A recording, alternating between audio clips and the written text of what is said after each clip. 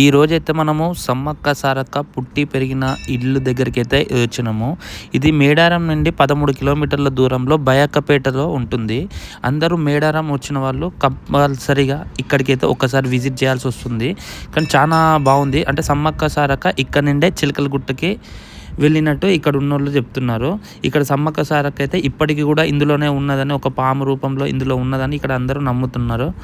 And ఇంకొకటి ఏంటంటే మళ్ళీ అక్కడ మేడారం జాతర అయిపోయిన తర్వాతకి ఇందులో ఇక్కడికే వస్తుందని వీళ్ళ నమ్మకం. ఇక్కడ నుండి అయితే లోపటైతే మీకు ప్రతి ఒక్కటి మా ఆనవాళ్ళు అనేది అయితే ఇందులో అయితే ఉన్నాయి. లోపట అనేది అయితే అప్పుడప్పుడైతే పాము అనేది అయితే లోపటి నుండి బయటకి అయితే వస్తుంది. చాలా భక్తి కలిగిన ఉన్న వాళ్ళకైతే ఈ పాము అనేది అయితే బయటకైతే కనిపిస్తుంది. ఇక్కడ ఉన్న పెద్ద మనుషులతో అసలు ఏంది అనేది స్టోరీ అనేది అయితే తెలుసు. ఇక్కడ 400 సంవత్సరాలు మా తాతకి దొరికింది. చిన్న పిల్లోడిగా ఇంతెత్తు పిల్లోడి చిన్న పిల్లట ఇక్కడ సమ్మక్క గుట్ట అంటారు, అక్కడ చిలకల గట్ట అంటారు. ఆ గుట్టకు దొరికింది సమ్మక్క గుట్ట అని పేరు పోయింది ఇక్కడ. అయితే ఆ పిల్లని తీసుకొని ఇంటికి వచ్చింది ఇక్కడికి. అయ్యో ఈ పిల్ల దేవత ఉంటుందా ఉండదు. ఇంటికి వచ్చినాక నాకు మంచిగా మాట్లాడుతుందట ఆ చిన్న పిల్లని నాకు గుడి కట్టాలి,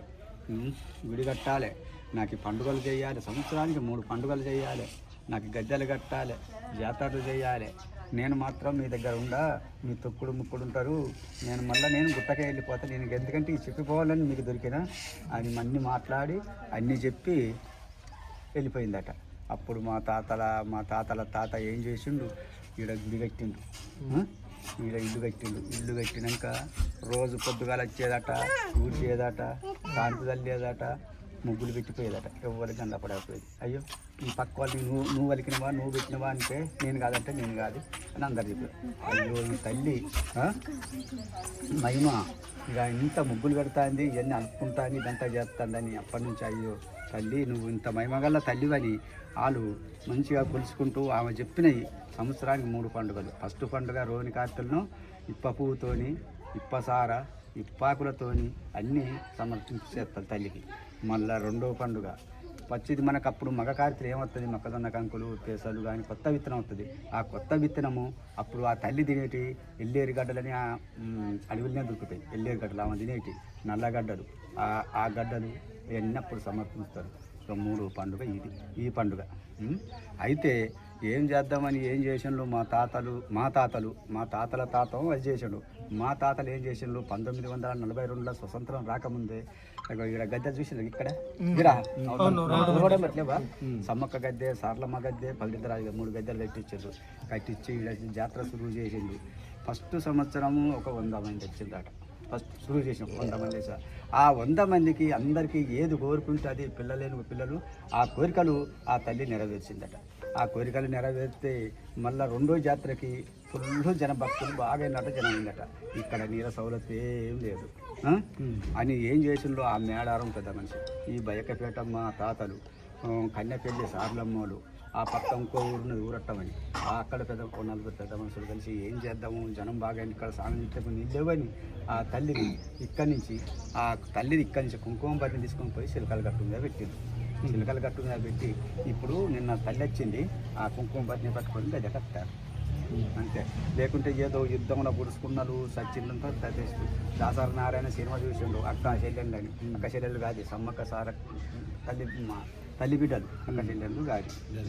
సమ్మక్క తల్లి దూలిమిత్తి, తండ్రి సాంబశివుడు, భర్త పగిడిద్దరాజు, చెల్లె నాగలమ్మ, కొడుకు జంపన్న, ఆ పాకు జంపన్న బాగా అని పేరు పెట్టింది. ఎందుకంటే నీళ్ళు కావాలంటే ఇప్పుడు అక్కడ దానికి పెద్ద చెరువు ఉంది కదా. ఏం చెరువు? లట్లవరం. దేవుళ్ళు దేవుళ్ళే, రాజులు కాదు, కాకతీయులతోనని ఇట్లా పొజిషన్ సినిమా తీసిండ్రు కదా. ఇప్పుడు ఏం బొమ్మ తింటారు చెప్పన్నా? సమ్మక్క పులి మీద ఉన్నట్టు బొమ్మ, సారక్క జింక మీద ఉన్నట్టు తెలియదు రాసిండ్రు. కానీ అది కాదు, నేను చెప్పింది కష్టము. దాసరన్న సినిమా చూసినప్పుడు యుద్ధంలో పుడుచుకున్నారు, ఇట్లా అదంతా పెట్టి సినిమా తీసిండు. కాకతీయుల కాలం ఇట్లా అది కానీ మీదెక్కడ ఇక్కడే మా ఊరే తాతల కాంచి అది తల్లి స్నానం చేసే బావి జలకం ఆన్ చేయ భయం ఉంటుంది. తీసుకొని వచ్చి చిన్నపిల్లలు తెచ్చి వీడికి తీసుకొచ్చినారు చెప్తున్నారు నాకు దిగొట్టాలని. అప్పుడు గుట్ట మీద ఇగో సమ్మక్క గుట్ట అని గట్టు ఉన్నది. గట్టు పోతే కనపడతాయి. గిట్టు చిన్న గట్టు పోతే బయట పోతే కనపడతాయి. సమ్మక్క అంటే తీసుకొచ్చారు కదా కదా, సమ్మక్కని తీసుకొచ్చారు. మరి సార్లమ్మ అంటే వచ్చింది. సార్లమ్మ అది వరాన పుట్టింది, కడుపులో పుట్టిన బిడ్డ కాదు. ఉంటారా సమ్మక్క బిడ్డే కానీ వరాన పుట్టింది కానీ కడుపులో పుట్టిన బిడ్డ కాదు. వరాన దేవుడే అట్లా బిడ్డ లెక్క రాదు. ఇక చూసిండ్లా అప్పుడు చిన్నపిల్ల అప్పుడు తీసుకొచ్చిండు అన్నీ చెప్పింది. మళ్ళీ గుట్ట ఇంకేది మహిమగల్లది మన దేవత వాడి వెళ్ళిన పుట్టుగా అయితే ఆ తల్లి అంత భక్తి ఇచ్చిన మీరు మేడారం వెళ్ళి ఏం చూసిండయా? ఆ గద్దెలే చూసింది. సమ్మక్క ఎట్లున్నదో మీరు కనపడడం లేదు. ఆ గద్దెలు ఆ స్తంభాలు అంతే. ఎక్కడైనా అమట్లో ఇంతే. మనం తిరుపతి పోతే వెంకటేశ్వర్ల ఫోటో చూస్తాం, నరసింహస్వామి దగ్గరకు యాదగిరి పోతే నరసింహస్వామి చూస్తాం, కానీ ఈడేం చూసినాం? గయ్యే స్తంభాలు గద్దెలు గట్ల. నిన్న వచ్చింది దేవుడు నిన్న వచ్చింది.